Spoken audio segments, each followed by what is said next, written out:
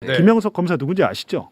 남욱 변호사한테 내가 너의 배를 갈라서 장기를 적출할 수 있고 환부만 도려낼 수도 있다. 이러면서 거의 반협박했던 그 검사입니다. 이 검사가 이제 참석한 가운데 이재명 대표를 조사를 했어요. 근데 조사를 하는데 제가 8일 전에 그 수사 보고서 만들었다고 그랬잖아요. 이 수사 보고서의 내용이 여기 질문에 등장합니다. 김영석 검사가 남욱 변호사한테 이렇게 말했습니다. 내가 너의 배를 갈라서 장기를 적출할 수 있다. 그리고 이 말이 피해자 신문조서에 그대로 기록됐습니다. 이건 2023년 2월 이재명 대표 조사 당시 있었던 실제 일인데요. 윤석열은 이재명을 제거하기 위해 검찰을 동원했고 녹취록을 조작했고 언론을 틀어막았습니다. 두 번의 구속영장이 모두 실패하자 이번엔 군대까지 꺼냈습니다. 오늘 영상에서 민주당이 국정조사를 신청한 7개 사건의 타임라인 전체를 공개합니다. 계엄이 왜 일어났는지 이 영상 하나로 이해하실 수 있습니다. 도움이 되셨다면 구독과 좋아요 부탁드립니다. 민주당에서 7개 사건에 대해서 국정조사를 하겠다 이렇게 발표를 했죠. 정치검찰 7개 사건. 네. 근데 7개 중에 2개는 문재인 정권 때 사건이고 5개는 이제 이재명 대통령 관련 사건들인데 마지막에 이제 재사건 윤석열 명예훼손 사건이 들어가 있어요. 근데 거기에 대해서 저게 왜 들어갔지 이렇게 생각하시는 분들도 계셔서 네. 저는 기본적으로 12.3 내란을 일으킨 틀을 이렇게 좀 통시적으로 한 2년 동안 어떤 일이 있었는지 이 타임라인을 그려보면 나오더라고요. 저는. 그래요? 나와서 제 나름대로 이제 정리를 한번 해봤는데요. 네. 한번 이거는 이제 뭐 자세하게는 아니고 간략하게 오늘 말씀드리겠습니다. 설득력이 있는지 우리 한번 볼까요? 우리 관객의 입장에서 한번 지켜보죠. 냉정하게 평가해야 돼요. 냉정하게 해야죠 우리가. 예. 일단 집중해서 들어야겠다. 네네. 1번 자료를 보시면 1번. 이거는 이제 제가 정리를 한 건데 윤석열의 이재명 제거 타임라인 이거 굉장히 이제 간략하게 비약적으로 중간중간 뭐 있는데요. 일단 23년 2월 2일에 무슨 일이 있었냐면 서울중앙지검이 뉴스타파에 대한 수사 보고서를 만듭니다. 예, 이게 안 알려진 사실이에요. 제가 지금 오늘 처음 말씀드린 건데 네. 뭐에 대한 수사 보고서예요? 이거를 이제 수사 보고서의 제목을 보시면 2번 자료 2번. 뭐에 대한 건지. 뜬금없이 뉴스타파에 대한 거를 만드는데 수사 보고 뉴스타파 김만배 음성 파일 네. 관련해서 박영수 윤석열 통해 부산저축은행 사건 해결 그러니까 뉴스타파 보도 영상에 대한 녹취록 분석을 해가지고 수사 보고서를 만들어요. 대장동 부실 수사 관련해서 그러니까 여러분 아시겠지만 2022년 3월 6일에 그러니까 대선 3일 전에 뉴스타파가 김만배와 친왕님이 만나서 대화한 녹취록 녹음 파일을 보도하잖아요. 그렇습니다. 보도를 했는데 뜬금없이 이거를 왜 만들었나라고 봤더니 8일 후인 2월 10일에 타임라인을 다시 보여주시면 네. 중앙지검이 이재명 민주당 대표를 2번째 불러서 조사를 합니다. 조사를 하는데 대장동 관련이었어요 당시에. 네. 대장동 위례 성남 FC 하나로 묶여갖고 지금 재판하고 있죠. 근데 이거를 조사를 하는데 이때 이재명 대표가 미리 진술서를 써서 낸 다음에 모든 진술을 거부했어요. 진술을 거부했는데 제가 보여드릴게요. 3번 자료 보여주시면 피의자 신문조서. 네. 이건 윤석열 검찰이 만든 겁니다. 제2회 성명 이재명. 그래갖고 2023년 2월 10일에 서울중앙지방검찰청 627호 조사실에서 등등등 해서 저희 김영석 검사 있죠. 네. 김영석 검사 누군지 아시죠? 남욱 변호사한테 내가 너의 배를 갈라서 장기를 적출할 수 있고 환부만 도려낼 수도 있다. 이러면서 거의 반협박했던 그 검사입니다. 이 검사가 이제 참석한 가운데 이재명 대표를 조사를 했어요. 근데 조사를 하는데 제가 8일 전에 그 수사 보고서 만들었다고 그랬잖아요. 이 수사 보고서의 내용이 여기 질문에 등장합니다. 질문에 등장하는데 7번 자료 한번 보여주시면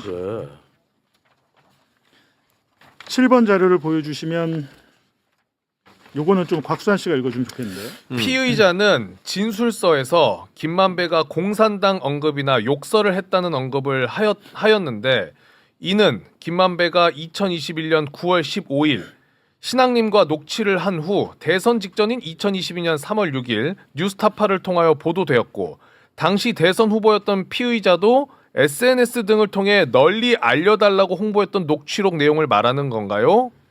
그렇게 해서 관련 기사 및 블로그를 제시하는데 그 블로그가 지금 김만배 등 이게 이재명 당시 후보가 썼던 거예요. 이거를 보여주면서 이 뜻이 뭐냐면 당시 김만배가 공산당이라고 언급하는 대목이 나오잖아요. 김만배 신앙님 녹음 파일에서 이재명 시장은 공산당이다. 그러니까. 씨알도 안 먹힌다 이거지. 씨알도 남욱은 씨알도 안 먹힌다 그러고 김만배는 공산당이라고 그랬는데 너 이거 알고 보니까 김만배랑 짜고 니네가 이거 만든 거 아니야? 조작한 거 아니야? 그래갖고 대선 3일 전에 터뜨린 거 아니야? 이런 취지로 물어보는 거예요. 네 그렇습니다. 물어보는 건데 당시에 이재명 후보가 6번 자료 보여주시면 뉴스타파 보도를 인용해가지고 네. SNS를 했어요. 보이시죠? 네. 뭐라고 써 있습니까? 널리 알려주십시오. 네. 적반하장 후한무치 이 생생한 현실을 우리가 언론입니다. 라고 글을 올렸죠. 그러니까 네. 상대적으로 뉴스타파가 매체가 작기 때문에 네. 이런 사실이 나오자 알려달라 했는데 그 당시에 검찰은 어떻게 생각했냐면 김만배와 신앙님을 일부러 만나게 한 다음에 이재명이 녹음을 하게 한 다음에 그거는 그러니까 이 보도되기 5달 전이에요. 5달 전에 짜고 녹음을 시킨 다음에 대선 3일 전에 터뜨리게 했다. 이렇게 본 거예요. 그렇지. 검찰이 그렇게 봤다는 검찰이 거야. 이렇게 보고 사실은 이렇게 되면 어떻게 하려고 했냐면 이재명 당시 후보를 선거 결과를 조작한 악질 범죄자로 만들려고 한 정황이 나와요. 여기. 오케이. 5번 자료. 5번. 여기 또 이제 이날 검사가 물어보는 겁니다. 여기 한번 읽어주시죠. 네. 자, 위 김만배 신앙님 녹취록은 대장동 사건이 불거져 2021년 9월 14일 피의자가 특별 기자회견을 한 바로 다음 날인 2021년 9월 15일 만들어진 것으로 김만배 본인이 화천대유와 천화동인 실사주인 것이 공개되고 혐의 선상에 오르자 만들어낸 사후 증거입니다. 그리고 녹취 내용을 보면 알 수 있듯이 김만배는 원래 투자자 20명을 모집해 천화동인 1호에서 18호를 팔려고 했는데 성남시가 너무 유리한 조건이어서 투자자가 없었다는 등 객관적 사실과 다른 터무니없는 거짓 발언을 해가며 자신과 피의자 입장을 변호하는 취지입니다. 이런 김만배의 녹취 발언이 객관적 증거가 될 수 있다는 것인가요? 그러니까 이게 무슨 뜻이냐면 네. 2021년 9월에 대선 후보였을 때 대장동 사건이 불거지자 네가 김만배를 조종해가지고 만든 사후 증거다. 그게 뉴스타파를 통해서 보도했다. 너도 공범이란 취지로 묻고 있는 거예요. 그렇습니다. 이제 이렇게 한 다음에 근데 실제 내가 당사자면 이거 진짜 네. 돌아버릴 것 같아. 그게 잘 보세요. 답변을 지금 당시에 이재명 대표가 어떻게 했는지 보세요. 답변 보시면 검사님의 의견을 말씀하신 것으로 네, 알겠습니다. 이게 제가 조사 받아보잖아요. 네. 질문 한 400개 하거든요. 이게 꼭지 돕니다. 와, 난 진짜 너무 말하고 싶어. 근데 이거를 아. 검사님의 의견을 말씀을 엄청 참은 거예요. 그러니까 그리고 4번 자료를 보시면 여기 계속 물어요. 끔찍하다, 답변을 끔찍해. 얻어내려고 끔찍해. 한번 읽어주시죠. 자, 피의자는 대장동 사업에 관한 공개 해명 발언을 하면서 이성문의 19년 1월 성남시가 공산당 같다고 언급한 증언이나 22년 3월 6일 공개된 김만배의 위 21년 9월 녹취록 발언을 누차 언급해 왔습니다. 그런데 남욱에 의하면 김만배로부터 공사와 성남의 뜰이 싸우는 모양새를 만들어야 나중에 문제가 안 된다라고 분명히 들었고 이성문 증언이나 김만배 녹취록은 그처럼 싸우는 외관을 만든 것이라고 지적합니다. 자, 여기까지 하시면 이 말이 뭐냐면 우리가 남욱한테 다 자백을 받았어. 남욱에 네가, 의하면 네가 시켜가지고 공산당 그 프레임을 만든 거 아니야? 이 얘기예요.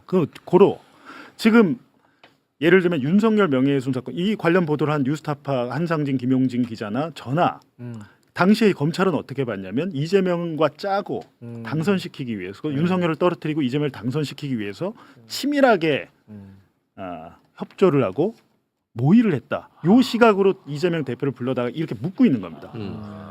묻고 있는 거예요. 근데 그럼 다시 타임라인으로 돌아가서 네. 이렇게 조사를 두 번째 하죠. 네. 그리고 나서 어떻게 합니까? 6일 후에 6.15.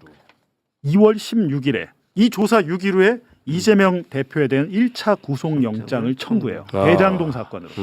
근데 이게 국회 체포동의안 부결됩니다. 부결됐어. 그 실질심사를 못했잖아요. 네. 이러면 이제 대장동 사건이 끝난 거예요. 대장동으로는 이제는 네, 어려워. 끝난 거예요. 끝나다 보니까 공교롭게도 보세요. 지금 2023년 2월 얘기하고 있잖아요. 수원지검이 2월부터 6월까지 넉 달 동안 대북 송금 사건을 조작에 착수를. 야 대장금이래. 대장동으로는 야 텄어. 야 대북 송금으로 간다. 그러니까 그렇지. 오케이. 사건을 조작해서 완성을 어느 정도 시켜요. 네. 시켜놓은 다음에 9월 달부터 언론에 대한 수사가 들어가는 거죠. 뉴스타파, 뭐 JTBC, 경향신문 5개 언론사에 대해서 9월 7일에 중앙지검이 서울중앙지검이 강백신 팀장을 해가지고 대선 개입 여론조작 특별수사팀을 발족하고 뉴스타파는 뭐 사형에 처해야 하고 국기문란 사범 어쩌고 저쩌고 김기현이고 난리치잖아요. 난리 났었지. 공포 분위기 조성하고 방송통신위원회 이동관, 유일인 방심위원장까지 나서가지고 청부민원 사건이고 뭐고 공포 분위기를 조성합니다. 그렇습니다. 그래서 그 어떤 종편은 사과까지 했어요. 네, 사과까지 하고 우리가 잘못했다고. 예. JTBC도 저에 아이, 대해서 그 얘기를 야, 그만해! 사과 방송을 하고 그만해, 했는데 문지호. 난리 났었어. 근데 왜냐하면 언론이 일단 입틀막을 시켜버린 그러니까 거야. 당시에 하여튼 9월 그리고 수사팀 발족하고 일주일 뒤인 9월 14일에 저랑 한상진 뉴스타파 등에 대해서 압수수색을 실시하고 4일 뒤에 이재명 대표에 대한 2차 구속영장을 청구합니다. 대북송금으로 치는 거야. 네. 맞아. 이게 그러니까 대북송금으로.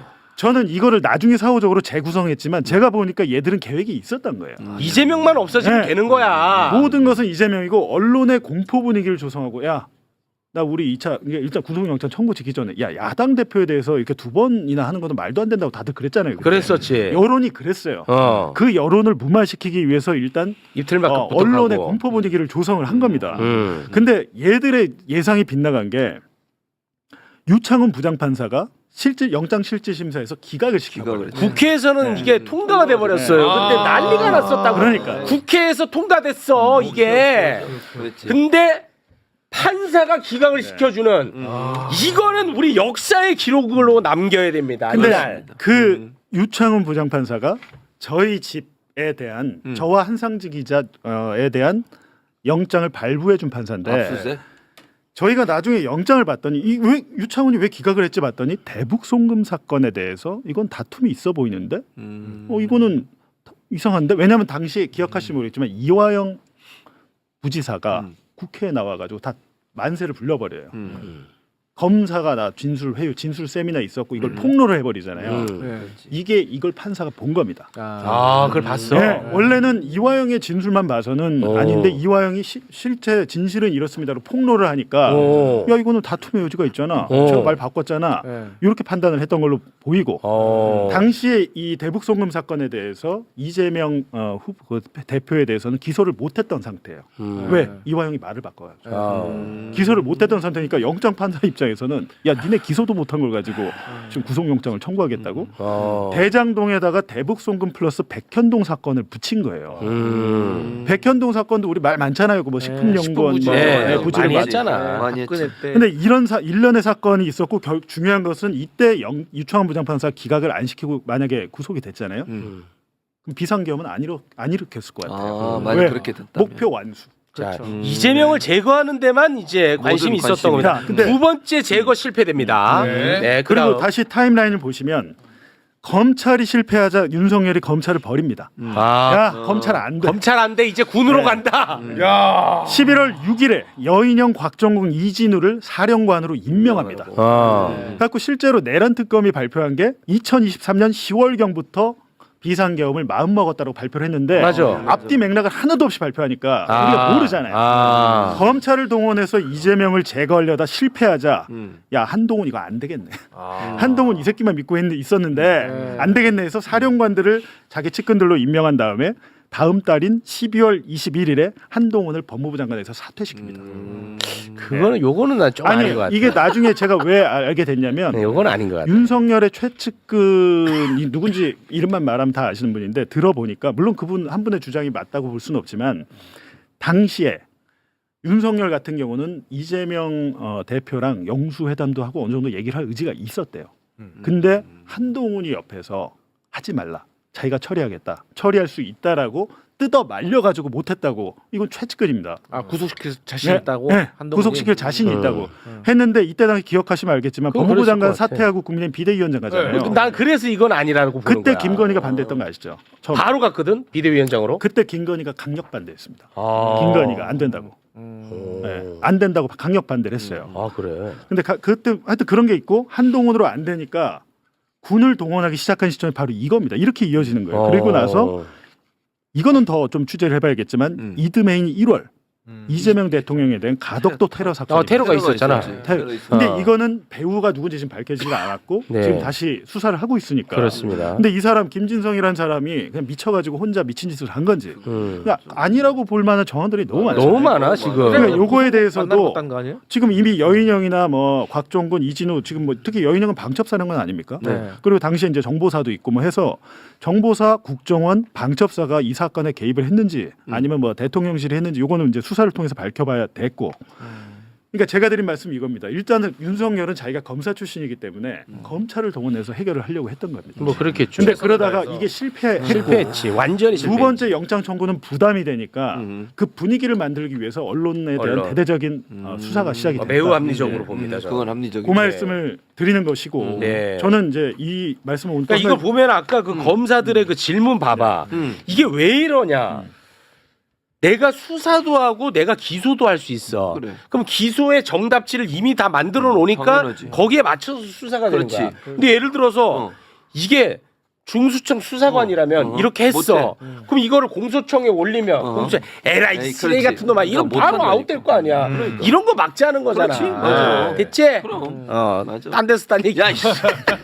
근데 뭐 하는 이미 짓이야. 그때 당시 이재명 대통령은 사실 우리 정편에서 이 당시에 이재명 대통령과 관련된 재판에 대해서 제가 수도 없이 방어하고 그랬는데 이미 이런 과정 속에서 중도층에 있는 사람들한테 나쁜 사람으로 이미지가 더 맞아요. 씌워졌어요. 네, 그건 뭐 맞습니다. 그러니까 저는 그 예. 일련의 일들이 우연히 일어난 게 아니고 어떤 플래닝과 지시에 의해서 조직적으로 움직였다라고 보는 거거든요. 네. 그리고 윤석열 본인이 그런 특수부 그런 능력이 있는 특수부 검사고 법무부 한동훈 장관 시킨 건데 그것과 별개로 지금 7개 사건에 대해서 국정조사를 하겠다고 하고 3월 말부터 지금 시작이 될 것 같아요. 근데 저는 그냥 대북송금 사건은 지금 법무부의 감찰 자료까지 다 공개가 됐잖아요. 네. 지금 그 내용이 다 공개된 게 아닙니다. 여러분 보시면 깜짝 놀라요. 원문 보시면. 예를 들면 김성태 회장이 쌍방울 그룹 회장이잖아요. 실질 사주인데 주주총회를 해야 돼. 주주총회를 해야 되는데 내가 감옥에 있잖아. 구속돼 있잖아. 그러면 그러니까 교도소에서 구치소에서 자기 부하한테 얘기를 합니다. 야 주주총회 준비해야 되니까 누구 수원지검으로 오라 그래. 거기서 총회를. 진짜로. 와 이거 미친 거 왜냐면 아니야? 주주총회 준비를 해야 되니까 이런 내용 지금 보도 안 나왔죠. 와 진짜 너무 열받는다. 이런 내용이 수두룩하게 있어요. 그리고 실질적으로 그 사람들이 와서 김성태를 만납니다. 실제로도. 아니 무슨 우리가 그 필리핀 마여강 얘기할 때가 아니네. 그러니까요. 그리고 묘령의 여자가 뭐 생일 케이크 들고 생일 파티를 했다는 거 이런 거 등등은 실제로 다 벌어진 일이에요. 이게 지금 농담이 아니라 영화 속에 있는 일이 아니라 현실에서 다 벌어지는 일인데 이게 이 정도까지 나왔으면 저는 쌍방울 대북송금 사건 정도는 국정조사 하지 말고 정성호 장관이 지휘해서 공소 취소하면 되죠. 왜 부담이 없냐면 이재명 대통령 제3자 뇌물 사건에서 뇌물을 줬다는 김성태를 송병훈 부장판사가 공소 기각했잖아. 공소 기각해버렸잖아요. 끝났잖아. 그리고 다음 주에 이화영에 대해서 판단하겠다고 그랬어요. 맞아. 만약에 이화영에 대해서도 당신도 공소 기각. 그럼 누구 남습니까? 이재명 대통령. 지금 뇌물을 줬다는 김성태를 공소 기각했어. 이재명의 공범 이화영을 공소 기각했어. 그럼 이재명 대통령 혼자 재판 받나요? 말이 안 되잖아요. 말이 안 돼. 그러니까 저는 이 상황이 올 텐데 말이 오든지 되냐. 안 오든지 간에 이게 이 정도 나오면 정성호 장관이 결단을 하시면 된다 이거는. 그렇잖아요. 국민적인 여론과 이해가 됐잖아요. 이런 자료나 이해 없이 갑자기 공소 취소하겠다면 욕을 하겠지만 뭐 그럴 수 있지. 지금 그런 상황은 아니다. 아니죠. 그러니까 민주당도 그 사건만큼은 국정조사 하지 말고 네. 법무부 장관의 결단을 촉구하는 게 맞겠다라고 저는 봅니다. 네. 문제는 이런 얘기를 이 매부쇼만 다루지 네. 대북 송금과 관련해 가지고 연어 술파티 조작에 대해서는 거의 다루질 않아요. 그런가. 그래서 나는 국정조사도 한 방편이 된다고 봐. 알리는 여론 환기 차원에서는 안 하잖아. 안 해. 안 해. 그래서 나는 그것도 물론 이제 방법론은 뭐 각자 생각이 다른 거니까 뭐 또 하나가 옳다고 생각하지는 않습니다. 저는. 네. 어쨌든 이번 국정조사도 말씀하신 것처럼 국정조사가 나오면 종편이고 뭐고 보도 안 할 수는 없어요. 그렇잖아요. 그리고 너무 아마 없죠. 최대 주인공은 제가 예측하기로는 남욱 변호사. 아. 그러니까 예를 들면 아까 남욱에 따르면 공산당 발언 당신이 만들었다면 요거잖아요. 남욱에 따르면 남욱에 의하면으로 돼 있잖아요. 그러니까 이 조작 유동규 혼자 해서는 안 됩니다. 3인 성원을 만들어야 되는데 남욱 변호사가 있고 정민용 변호사가 있는데 이 두 사람이 그리고 정영학 회계사까지 이 세 사람이 이번 국정조사에 핵심 키맨이다. 나는 좋다고 봅니다. 그게 뭐 개인 생각입니다. 뭐 다 생각이 다를 수 있으니까. 네. 알겠습니다. 자, 그럼 오늘은 여기서 좀 마무리를 짓겠습니다. 이게 참 네. 검찰 개혁에 대한 요구 네. 어마어마하게 높고 네. 그런데 이 검찰 개혁에 대한 내용으로 들어가니까 이 생각이 또 아직도 분분하네. 근데 이제 중요한 것은 보니까 오늘 정청래 대표가 3월 안에 보안 수사권까지 끝내겠다. 이렇게 얘기를 했고 아까 좀 전에 김승원 의원 근데 보안 수사 요구권으로 정리된 거 아니었어요? 그러니까 제가 아까 김승원 의원이 안 그래도 저 TBS 라디오 봉인해제 나와서 물어봤습니다. 예. 의원총회에서 정한 걸 뒤집을 수 있나요? 했잖아. 절대 못 뒤집습니다. 그럼 보안 뒤집힐 수사 확률이 거의 없습니다. 요구권으로 마무리를 네. 할 가능성이 그건 높다고 끝났습니다. 봐요. 그러니까 너무 걱정 안 해도 아니 그렇진 않아. 될지 근데 되겠는데. 정부 네. 입법안이기 때문에 이건 또 총리실의 의지가 또 중요하죠. 그게 아니라요. 보안 수사권은 공수처나 중수청 거의 설치법에 있는 게 아니라 형법에 형사소송법 따로 나와 있잖아요. 네, 따로 나와 고쳐야 되는 있잖아요. 거죠. 맞습니다. 그 부분에 대해서 네. 저 의원총회에서 정했으니까 당론으로 정했으니까 정했는데. 네, 그게 뒤집힐 확률은 없다라고 지금 얘기를 하니까요. 네. 일어나지 않은 일에 대해서 너무 걱정하는 것도 좀 그래요. 네. 알겠습니다. 근데 이제 일이 다 끝나고 나서 얘기하면 의미가 없으니까 그 전에 우리가 이런 토론을 많이 하는 건 좋은 거니까 그렇죠? 맞아요. 예, 알겠습니다.